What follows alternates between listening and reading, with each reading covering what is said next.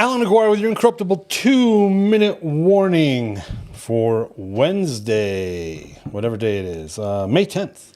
We're on the Omer count. Can't even tell you what day it is because anyway. Hey, did you know we are transcribing these broadcasts to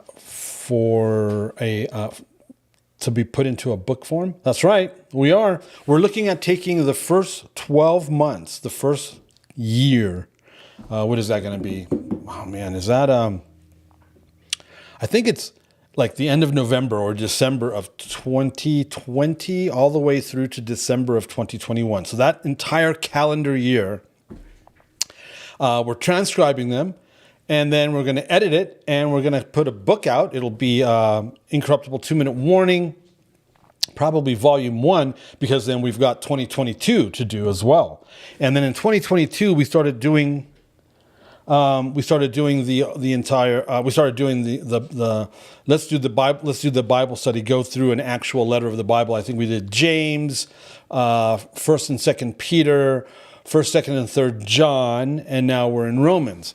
And why do I bring all this up? Well, because, so my first question is, the first year, since we weren't doing the actual letters, I'm wondering, do we do it in chronological order? I'm kind of thinking maybe, yeah, but I'm thinking maybe thematically, which would be bouncing around, but we would actually put the dates, I think. Anyway, we're trying to figure that out. Do we go by theme or do we go by chronological order? Now, when it comes to the actual letters, depending on the word count, we might want to do a James, 1st and 2nd Peter, and then the 3 Johns, maybe as one volume, as a volume 3 or something. But the reason why I bring all this up is because I'm really thinking this Romans is probably going to be enough. I mean, what is there, like 16 chapters or something? Let me check. I'm kind of thinking that this is going to be a pretty good, potentially, because I mean, I want a good word count. You know, that they've got to be over 50, 60,000 words.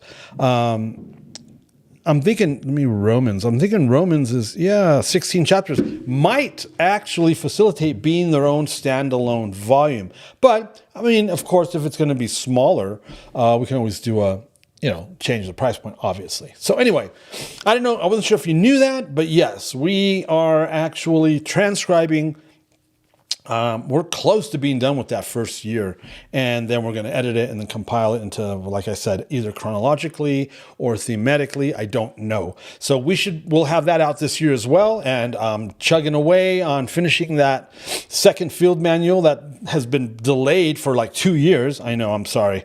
But we've been really busy. We've still produced content. We're still producing content, and it's not like we have a very big people behind the scenes anyway.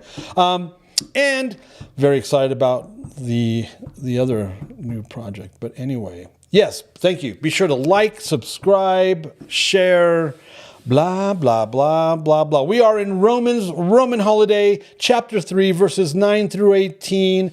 I don't think this is loud enough, is it? Something's like different on there. Oh, here we go. This part in the new in the English Standard Version, this is called "No One is Righteous." Verse 9. What then? Are we Jews any better off? No, not at all. For we have already charged that all, both Jews and Greeks, are under sin. Complete Jewish Bible. So are we Jews better off? Not entirely. For I have already made the charge that all people, Jews and Gentiles alike, are controlled by sin. Verse 10. As it is written, none is righteous, no, not one. No one understands, no one seeks for God.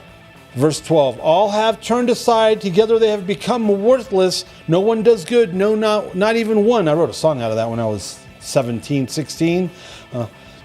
Verse 13, their throat is an open grave. They use their tongues to deceive. The venom of asps is under their lips. Verse 14, their mouth is full of curses and bitterness.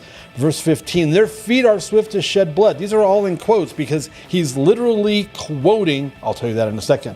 Their feet are swift to shed blood. In their paths are ruin and misery, and the way of peace they have not known. Verse 18, there is no fear of God before their eyes. When there's no fear of God, humans do what is right in their own eyes, and it's absolutely, completely perverse.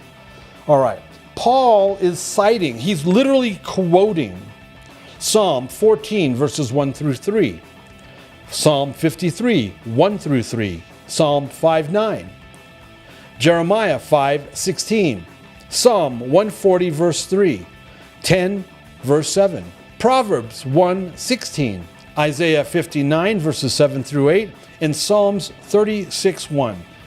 We're not even done with chapter 3, and Paul is doing nothing but quoting the scriptures, the Tanakh.